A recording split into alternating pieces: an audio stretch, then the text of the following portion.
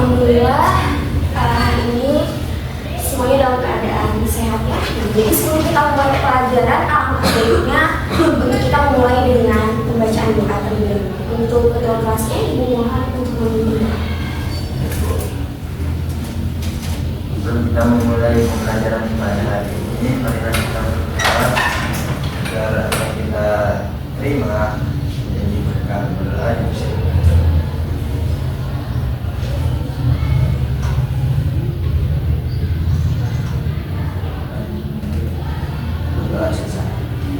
Terima kasih Ibu ucapkan kepada ketua kelas. Nah, yang selanjutnya adalah Ibu periksa dulu kehadiran kalian di kelas ini. Apakah semuanya hadir? Hadir. Alhamdulillah ini semuanya. Udah siap untuk belajar hari ini? Siap. Ya, siap. Nah, sebelumnya udah tahu belum? Kita akan belajar apa hari ini? Barisan aritmatika. Ya, betul. Kita akan belajar terkait barisan aritmatika.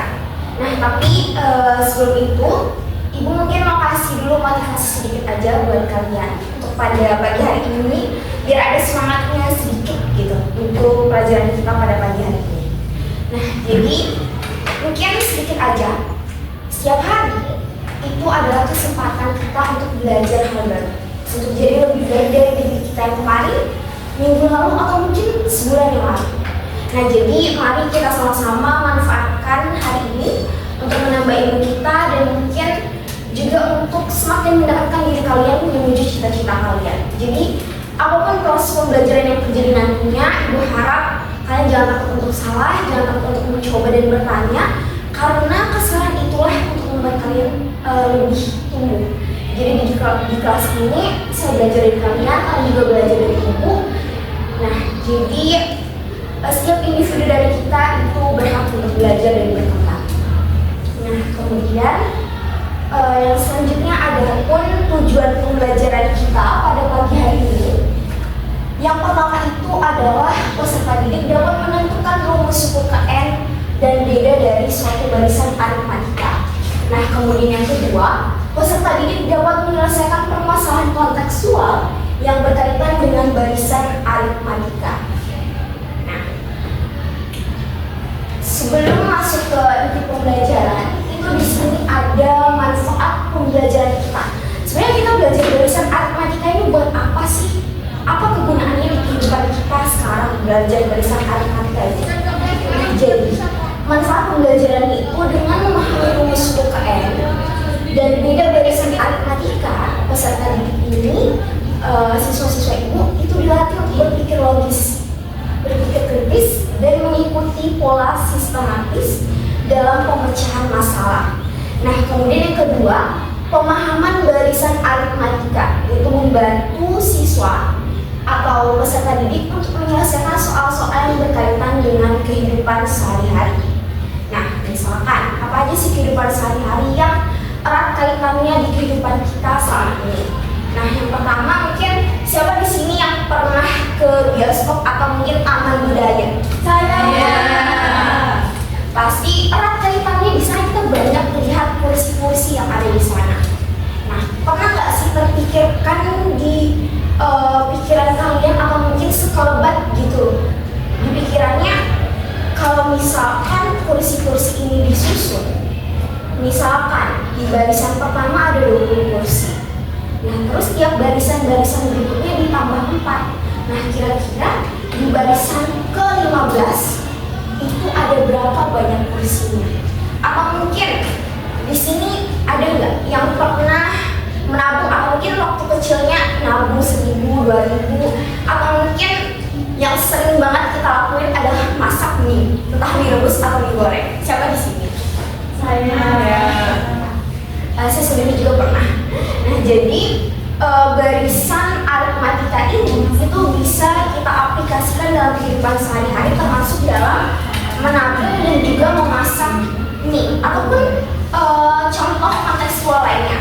Contohnya dari menabung itu kalau misalkan kita menabung hari ini 500 rupiah, Nah, terus hari berikutnya terus bertambah sebanyak 500. Nah, kira-kira hari ke-10 atau hari ke-7 itu berapa yang kita tabungkan?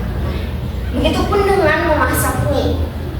Misalkan kita memasak mie setengah matang misalnya, atau matang banget. Misalnya suhu awalnya nih airnya itu 30 derajat Celcius, dan tiap 1 menit itu naik suhunya sebesar 10 derajat Celcius. Nah, kira-kira di menit kelima itu suhunya naik berapa? Nah, itu sebenarnya tujuan dari pembelajaran kita terhadap barisan aritmatika ini, untuk menjawab pertanyaan-pertanyaan tadi. Nah, kemudian sebelum kita masuk ke intinya, ayo mengingat kembali. Nah, jadi barisan aritmatika ini erat sekali kaitannya dengan yang namanya pola bilangan. Nah, jadi apa itu pola bilangan? Ada yang tahu di sini?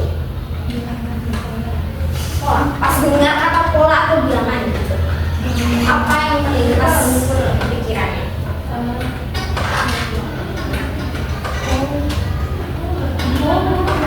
Pola, ada bilangan dan ada pola. Bilangan yang berpola. Iya, nggak salah, bilangan yang berpola. Atau mungkin ada yang lain gitu, jawabannya lain. Kalau berpola ada aturannya berarti kan? Ya, pola-pola tertentu. Nah, seperti yang udah kita pelajari juga, kalian pelajari sebelumnya, pola bilangan itu adalah susunan bilangan yang membentuk pola-pola tertentu. Nah, terus sekarang apa sih? Kalau pola kan lebih ke aturannya atau susunan yang terbentuk dari aturan-aturan itu. Nah, kalau bilangan, apa bedanya bilangan sama angka? Ada yang tahu? Di sini bilangan dan angka. Gak ada yang tahu? Atau mungkin kalian lupa-lupa ingat gitu, misalkan. Nah, jadi bilangan itu lebih ke konsep matematika untuk menunjukkan suatu jumlah atau urutan atau ukuran tertentu. Itu bilangan. Jadi makanya ada bilangan desimal, ada bilangan ucapan, ada bilangan rasional, karena dia konsep matematika untuk menunjukkan suatu jumlah atau ukuran tertentu. Kalau angka itu adalah simbol atau lambang untuk menuliskan suatu bilangan itu. Nah, ini seperti yang kita kenal, yang sekarang kita sering pakai di kehidupan sehari-hari, itu pastinya angka 1, angka 2, angka 3, angka 4, angka 5, dan seterusnya. Nah, ini itu biasanya disebut angka Hindu-Arab. Nah, sedangkan angka ada lagi yang lain. Ada yang namanya angka Romawi. Nah, angka Romawi kan ada 1, 2, 3, 4, dan seterusnya. Nah, tapi fakta uniknya angka Romawi ini dia tidak punya lambang atau simbol untuk angka 0. Karena bangsa Romawi itu untuk sesuatu hal yang menunjukkan kosong atau ketiadaan itu tidak dimasukkan dalam suatu perhitungan. Makanya dia tidak ada lambang Romawi untuk 0. Nah, kemudian bilangan, seperti yang udah Ibu jelaskan tadi, bilangan itu kan untuk konsep matematika untuk menunjukkan suatu jumlah. Nah, misalkan bilangannya itu bilangan 123. Nah, berarti angka untuk menuliskan suatu bilangan itu ada angka 1, angka 2, dan angka 3. Nah, sampai sini paham untuk konsep angka dan bilangan? Paham. Oke. Nah, yang selanjutnya seperti yang kita tahu ada berbagai macam pola bilangan. Ada pola bilangan ganjil, ada pola bilangan genap, segitiga, Fibonacci, kemudian pola bilangan persegi panjang, dan sampai pola bilangan Pascal atau segitiga Pascal. Untuk pola bilangan sudah dipahami lebih jauh terkait pola bilangan? Yang selanjutnya adalah kita akan masuk ke barisan aritmatika. Nah, di barisan aritmatika ini itu ada pertanyaan, bagaimana pola bilangan aritmatika? Nah, seperti yang kita lihat di sini itu ada kalender pada bulan Juni tahun 2025. Nah, yaitu ada ibu tandanya di sini dengan warna biru itu pada hari Sabtu. Nah, adakah yang mau ke depan buat maju tulisin? Bantu ibu tulisin. Bantu tulisin untuk angka-angka di hari Sabtu.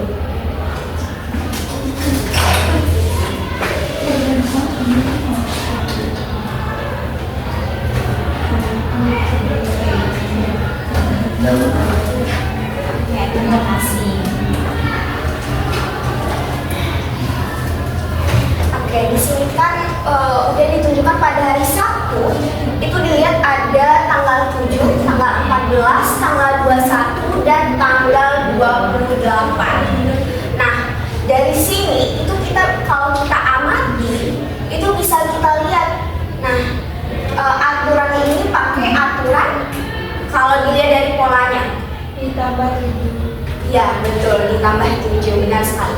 Jadi operasi yang digunakan dengan pola bilangan dari barisan bilangan ini itu adalah plus 7. Nah, jadi plus 7, kemudian plus 7, dan ini juga plus 7.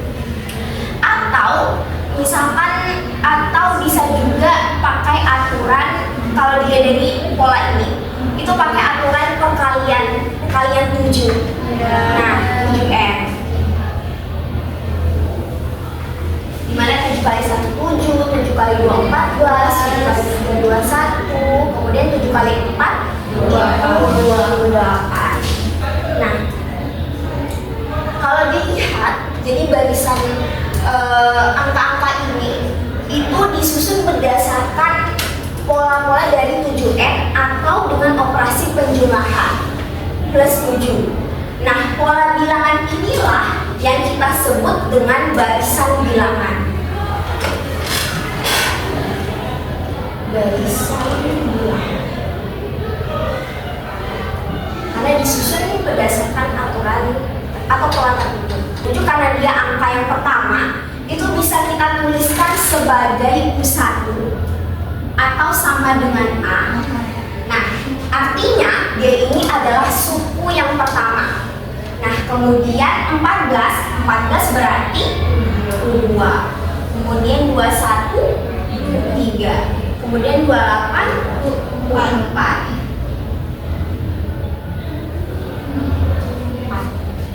Nah, berarti dari sini kita peroleh bahwa bentuk umum dari barisan bilangan itu adalah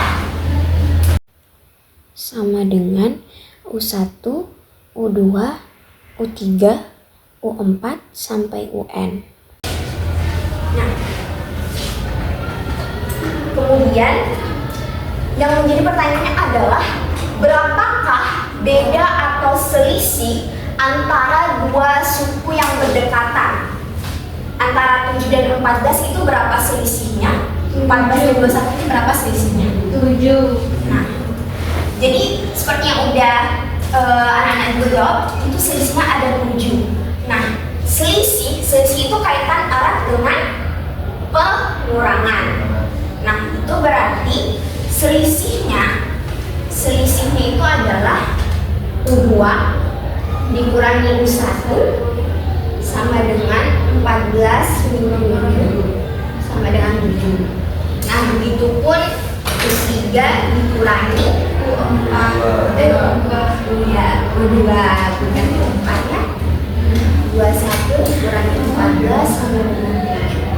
Kemudian baru U4 dikurangi U3 sama dengan 28 dikurangi 21 sama dengan 7. Nah, selisih itu juga bisa disebut sebagai beda, atau kita sebut sebagai B sama dengan U2 dikurangi U1 sama dengan 14 U1 sama dengan U, dan seterusnya. Nah, jadi kita perlu di sini bahwa dua suku yang berdekatan itu ternyata memiliki selisih atau beda yang sama. Nah, sampai sini apakah ada pertanyaan? Saya, Ya, silakan. apakah selisih dua bilangan yang berdekatan itu selalu sama? Oke, terima kasih. Itu pertanyaannya bagus banget. Nah, jadi dua suku yang berdekatan apakah memiliki beda atau selisih yang selalu sama? Nah, jadi jawabannya itu tidak. Nah, misalkan ada yang namanya pola bilangan persegi. Nah, pola bilangan persegi itu kan dia n kuadrat. Nah, dari n kuadrat, misalkan garis yang pertama dari pola bilangan persegi. Pola bilangan persegi itu kita peroleh ada 1 kuadrat, 2 kuadrat, ada 4, 9, 16. Nah, dari sini dari pola bilangan ini kita peroleh. Nah, dari 1 ke 4 itu dia plus 3. Nah, kemudian dari 4 ke 9 itu dia Plus 5. Nah, kemudian dari ke 9 ke 16 itu plus 7. Nah, dari sini kita bisa lihat bahwa selisihnya atau bedanya itu berbeda-beda. Ada yang plus 3, ada yang plus 5, ada yang plus 7. Nah, jadi tidak selalu kedua suku yang berdekatan itu selalu memiliki selisih atau beda yang sama. Bisa dipahami? Bisa.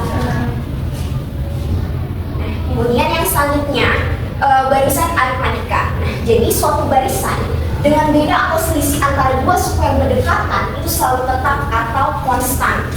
Nah, itulah yang kita sebut sebagai barisan aritmatika. Nah, rumus umum barisan aritmatika itu dapat dinyatakan sebagai UN sama dengan A plus N-1 dikali B. Nah, di mana UN itu adalah suku ke N, kemudian A adalah suku pertama, B adalah selisih atau beda. Nah, kemudian beda pada barisan aritmatika dapat kita nyatakan dengan B sama dengan UN dikurangi UN-1. Nah, dari sini B sama dengan UN dikurangi UN-1. Nah, bisa dilihat kan di sini misalkan suku keempat, berarti U4 dikurangi U4 bilang 1. Nah, itu makanya bisa diperoleh U4 dikurangi U3. Nah, di sini kan kita sudah peroleh rumus umum dari barisan aritmatika. Nah, selanjutnya itu ibu meminta kalian untuk mengerjakan lembar kerja peserta didik. Nah, di mana nanti rumus umum barisan aritmatika ini kalian akan tentukan bagaimana cara memperoleh rumus umumnya ini berdasarkan langkah-langkah yang udah terdapat pada LKPD dan juga menyelesaikan permasalahan kontekstual. Nah, jadi yang pertama, silakan membentuk kelompok dan berdiskusi mengerjakan LKPD. Kemudian yang kedua, perwakilan tiap kelompok mempresentasikan hasil pengerjaan LKPD-nya.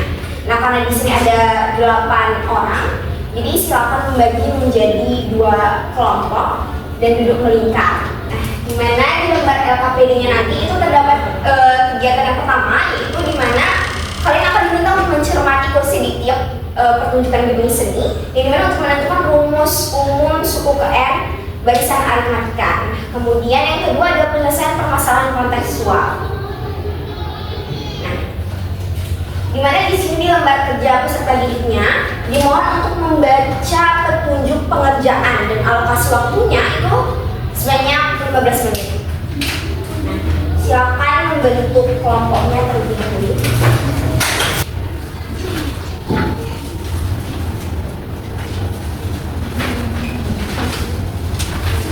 Baiklah, silakan dibaca terlebih dahulu petunjuk pengerjaan LKPD-nya masing-masing. Kemudian silakan berdiskusi dengan teman sekelompoknya. Apabila ada hal-hal yang dibingungkan, itu silakan bertanya kepada ibu.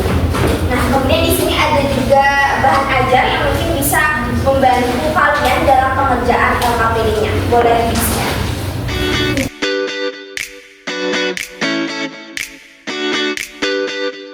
Kalau ada yang bingung, silakan.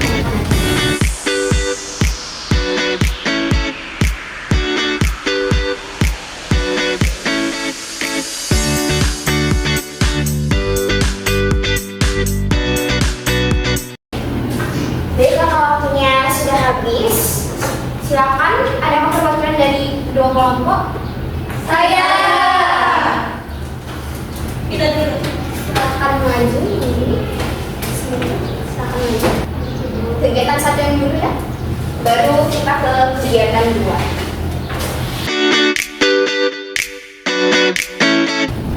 Udah selesai? Ya, tuh. Oke, terima kasih sebelumnya.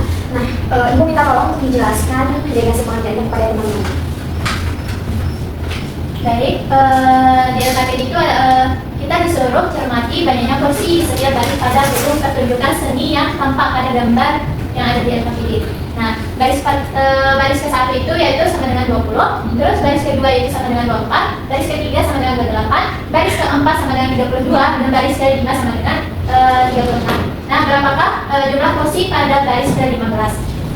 Nah, untuk menentukan banyak kursi pada baris ke-15, sebelumnya kita amati terlebih dahulu banyaknya kursi di setiap baris.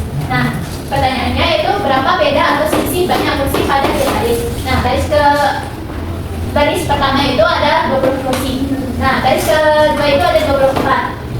Karena baris pertama itu tadi 20 kursi, maka baris kedua itu ditambah 4. Sehingga 20 ditambah 4 sebanyak 1 kali. Nah, baris ketiga itu 28, maka sama dengan 20 ditambah 4 ditambah 4, yaitu 20 ditambah 4 sebanyak 2 kali. Nah, baris keempat yaitu sama dengan 32, sama dengan 20 ditambah 4 ditambah 4 ditambah 4. Ini ditambah 4 sebanyak 3 kali. Nah, baris kelima itu sama dengan 36, maka sama dengan 20 ditambah 4 ditambah 4 ditambah 4 ditambah 4 sebanyak 4 kali. Nah, jadi baris ke-15 itu yaitu 20 ditambah 4 sebanyak 14 kali, yaitu di sini yaitu 20 ditambah 15 dikurangi 1 dikali 4 sama dengan 76. Nah, baris ke-15 ini merupakan suku ke N atau UN. Nah, ini kan tadi suku pertama atau A-nya yaitu di baris ini, terus ditambah ini 15 itu yaitu N-nya, terus dikurangi 1 yaitu N dikurangi 1 dikali bedanya. Tadi bedanya itu 4 kan? Maka sama dengan 76. Jadi kesimpulannya itu rumus suku ke M baris aritmatika adalah UN sama dengan A ditambah N dikurangi 1 dikali beda. Nah, cara mencari bedanya itu UN dikurangi UN dikurangi 1. Ya, terima kasih untuk penjelasannya Ibu, ya cukup jelas sekali. Ini berikan aplaus untuk temannya. Nah, selanjutnya untuk kegiatan yang kedua. Selesai? Sudah, Bu. Silakan Ibu minta tolong jelaskan ke teman-teman. Baik, di sini untuk kegiatan 2 soalnya Asri menabung di bank menselisih kenaikan nominal uang yang ditabung antar bulan tetap. Jika pada bulan kelima nominal uang yang ditabung adalah 60.000, itu sebagai suku kelimanya yaitu 60.000. Kemudian pada bulan ke-9 Asri menabung sebesar 80.000. Nah, itu sebagai ke-9 sama dengan 80.000. Nah, ditanya yang ke-1 atau yang ke A yaitu berapa rupiah selisih nominal yang ditabung antar bulan. Terus yang kedua berapa uang yang ditabung Asri untuk pertama kali. Nah, di sini kita mau menjawab yang atas terlebih dahulu dengan rumus dari suku N yang tadi sudah diperolehkan pada kegiatan pertama yaitu UN sama dengan A plus N minus 1B. Nah, terus di sini diketahui ada 2 yang kita ketahui U5 sama U9. Di sini U5-nya adalah 60.000. Nah, kemudian suku 5 ini kita coba masukin ke dalam rumus UN sama dengan A plus N minus 1B. Nanti U5 sama dengan A plus N minus 1 berarti 5 minus 1 dikali B. Nah, berarti U5 sama dengan A plus 4B. Nah, ini U5-nya. Tadi di sini kan tertera U5 sama dengan 60.000. U5-nya itu tadi udah kita temui A plus 4B. Sehingga yang di sini kita ganti pakai yang ini jadi A plus 4B sama dengan 60.000. Itu sebagai persamaan pertama. Terus yang kedua di sini kita ketahui U9 sama dengan 80.000. Sehingga kita cari seperti yang pertama tadi kita masukin ke dalam rumus suku KN berarti U9 sama dengan A plus 8B. Nah, sehingga kalau kita masukin ke dalam ini U9 sama dengan 80.000 menjadi A plus 8B sama dengan 80.000. Itu sebagai persamaan kedua.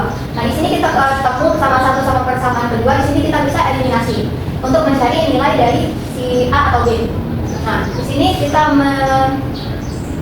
punya persamaan pertama yaitu A plus 4B sama dengan 60.000 dan persamaan kedua A plus 8B sama dengan 80.000. Kita eliminasi nanti ketemu B sama dengan 5.000. Jadi di sini sudah terjawab untuk soal yang A, yaitu jumlah selisih nominal uang yang ditabung antar bulan adalah 5.000. Nah, terus kita mencari yang B, tinggal kita substitusikan nilai yang B yang udah kita ketemu di A itu ke salah satu persamaan antara persamaan 1 atau persamaan 2. Di sini saya pilih angka yang lebih kecil yaitu persamaan 1 yaitu A plus 4B sama dengan 60.000. Nah, sehingga B-nya itu tadi kita sudah ketemu 5.000, tinggal kita substitusikan ke nilai B, jadi A plus 4 kali 5.000 sama dengan 60.000. Nah, 4 kali 5.000 nanti hasilnya 20.000, sehingga nilai A sama dengan 60.000 kurangi 20.000, sehingga A sama dengan 40.000. Nah, ini sudah menjawab pertanyaan yang nomor B, yaitu uang yang ditabung asli untuk pertama kalinya adalah sejumlah 40.000. Oke, terima kasih untuk penjelasannya yang sangat bagus. Berikan aplaus untuk temannya. Oke, itulah pemaparan dari teman-teman yang tadi sangat luar biasa sekali, di mana kita untuk menentukan rumus suku KN. Nah, berdasarkan langkah-langkah yang udah tertera, kita peroleh UN sama dengan A plus N min 1B, beserta dengan B dan itu sama dengan UN kurangi UN min 1. Nah, begitu pun dengan kegiatan yang kedua yaitu permasalahan kontekstual. Diperoleh selisihnya itu Rp5.000 dan juga uang yang ditabung asli untuk pertama kali adalah Rp40.000. Nah, tapi kalau bisa nanti penulisannya untuk tidak sejajar ya antara U dan 9-nya. Itu nggak apa-apa, tapi penulisannya itu udah luar biasa banget. Sebenarnya tadi juga termasuk cara yang efektif, temannya menggunakan persamaan yang pertama yaitu yang memiliki angka paling kecil yaitu 60.000 dibanding usianya sama dengan 80.000. Nah, tapi untuk langkah terakhir substitusinya itu bisa juga kita menggunakan persamaan yang kedua. Nah, kemudian yang selanjutnya adalah sebagai bahan evaluasi kita dari hasil penjelasan materi pada hari ini itu ibu ingin kalian men-scan quizzes di sini karena kita akan melakukan quiz. Nah, di sana satu soal itu memiliki nilai 10 poin dan terdapat sebanyak 10 soal. Nah, dalam waktu 10 menit silakan kerjakan, tapi scan dulu satu persatu.